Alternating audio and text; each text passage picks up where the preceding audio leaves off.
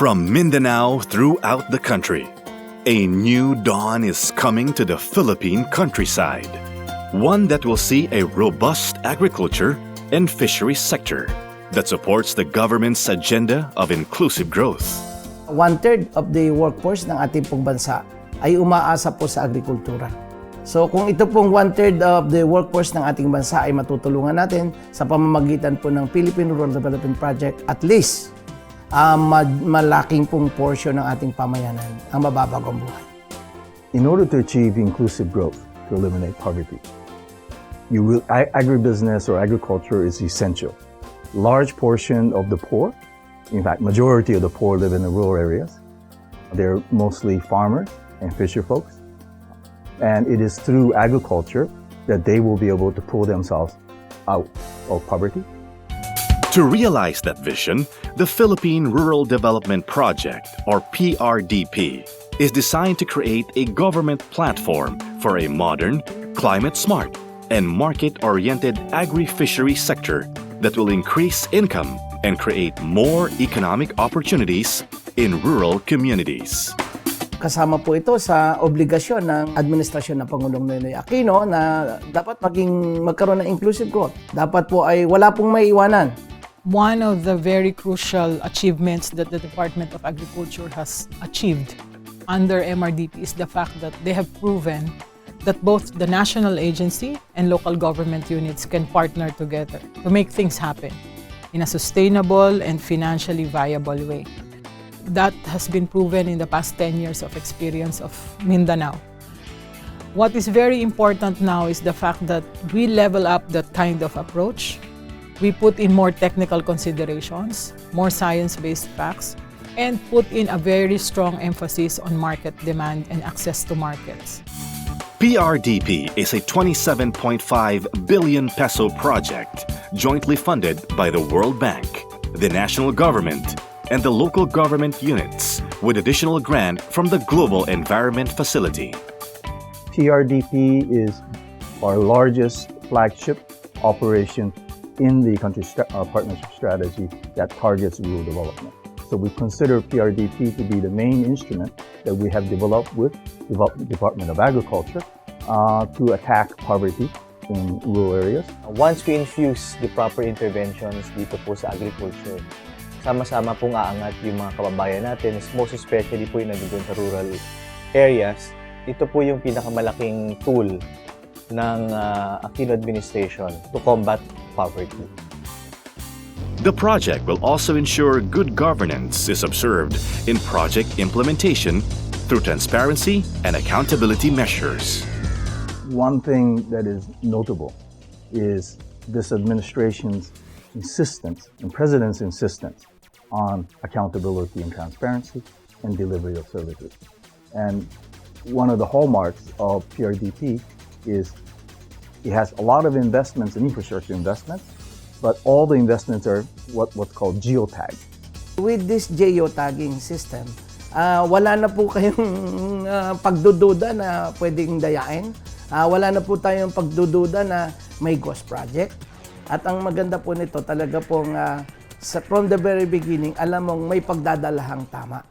At the local level, PRDP would establish a convergence platform among national line agencies, producers, private sector, civil society, academe, and other stakeholders.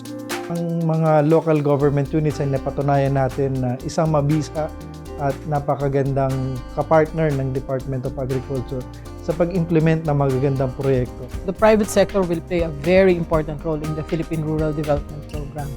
Their participation and active involvement in this would be very crucial. In the same way that production is very much needed at the production level, for this private sector enterprises, it's very important that both the producers as well as the private sector will come together and have formal marketing contracts through the program. And that's the only way by which production would also be more competitive, more market-driven and responsive to the needs of the market. The emphasis on market-oriented approach means the use of planning tools, particularly value chain analysis or VCA, and expanded vulnerability and suitability assessment or EVSA. isang buong chain ng pag-aaral natin. On the one end, andyan po yung market. And ano po yung mga kailangan natin to reach that market? This is a whole comprehensive approach sa agriculture ngayon. Vulnerability and suitability assessment. Ito ay tumutulong sa atin para ma-identify kung saan ba talaga ng mga area according dun sa agroedaphic suitability na suitable ang pagtatanim ng isang crop. The four major components under PRDP are the investments in AFMP planning at the local and national levels, or I-Plan. This component aims to enhance the agriculture and fisheries modernization plan through science-based tools and to harmonize regional and provincial agriculture and fisheries modernization plan through the formulation of the Provincial Commodity Investment Plan using value chain approach. Dito sa Philippine Rural Development Project, nagpo-focus tayo sa konsepto ng value chain analysis. Tinitingnan natin kung sa buong commodity, whether it is pang probinsya lang, pang isang rehiyon o across different regions, tinitingnan natin ngayon ano yung mga problema, balakid, and constraints. Yun yung ating binibigyan ng atensyon. So, kung ano yung mga pangangailangan dito, tinatahi natin. Kailangan nila ng infrastructure support, kailangan nila ng investment opportunities sa marketing, sa processing, sa production. At tinutugunan natin lahat yun. The intensified building up of infrastructure and logistics for development, or I-Build. This component aims to improve the links from production areas to markets and put in place strategic and climate-resilient rural infrastructure along the value chain. Pag-aaralan kung ano yung pinakamagandang crop according dun sa kung ano yung mga preference ng probinsya, mga preference ng LGU, and together with the farmers. At titinan po natin, how do we get there? What are the agri-infrastructure that are needed? At yun po yung itinatayo. Kung kinakailangan po ito ay nasa irigasyon, kung ito po ay kinakailangan ng kalsada, yan po ang ipagagawa ng PRDP. At yan po yung patungo doon sa market. The investments in rural enterprises and agriculture and fisheries productivity, or I-REAP. This component aims for higher agricultural productivity, resulting in higher volume of outputs and more efficient support facilities. I-REAP also aims to engage various sectors into production of marketable surplus through strategic investments in priority commodity value chains. It shall strengthen and develop viable agri-fishery enterprises through efficient value chain of key regional agri-fishery products. Bukod sa mga local government units, kinakailangan na ang mga private sector ay talagang kasama natin sa engagement natin. Similar with what we do with the local government units, kasama rin natin sila sa pag-craft ng ating pag-aaral sa value chain, sa pag-craft sa Provincial Commodity Investment Plan, at paggawa ng ating mga tinatawag na individual business plan. Kasi sila yung mga industry players, sila yung nakakaalam talaga kung ano yung problema, ano yung kalakasan ng mga produkto at commodity. The implementation support to PRDP, or I-Support. This component aims to provide efficient and effective project management and implementation, establish a standard on services and technical assistance, an effective mode of engagement with LGUs. Under PRDP, beyond the financial investment structure would be some institutional incentives also to help them further strengthen their collaboration for achieving food security and sustainable and viable agribusiness ventures. PRDP is an upscale version of the Mindanao Rural Development Program, or MRDP. It will build on strengthened partnership with local government units and take stock of the gains of MRDP, where innovations like the use of geotagging technology in project implementation were introduced. Ang mga best practices natin nun ay yung geotagging na nakita natin na napaka-epektibo sa ating monitoring and evaluation for transparency and good governance.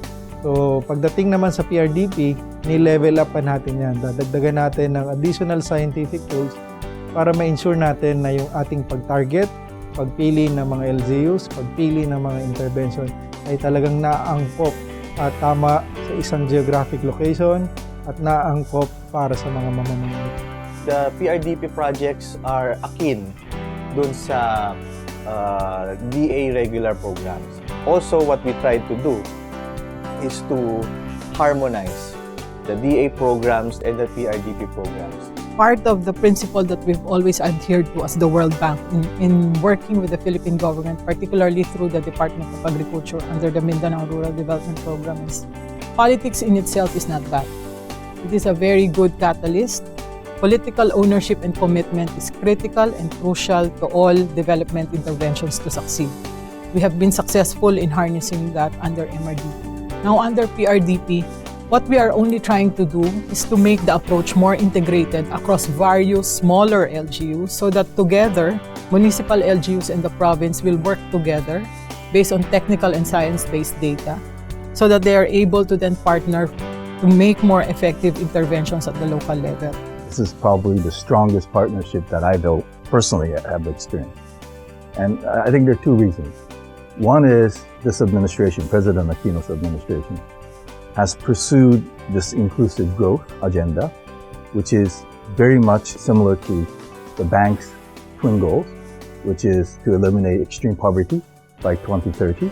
And then the second is, middle-income country is growing very quickly, and they need new knowledge and technical know-how from different parts of the world.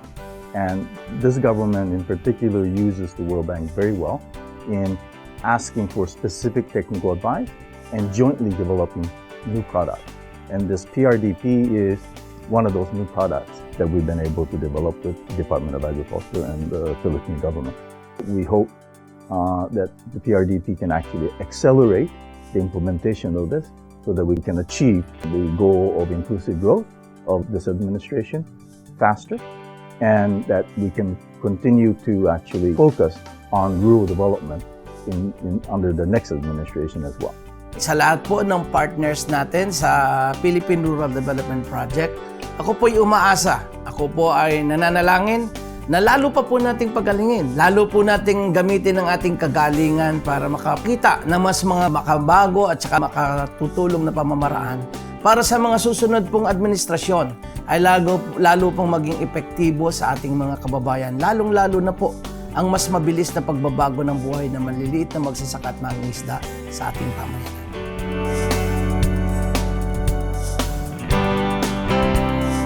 The Philippine Rural Development Project.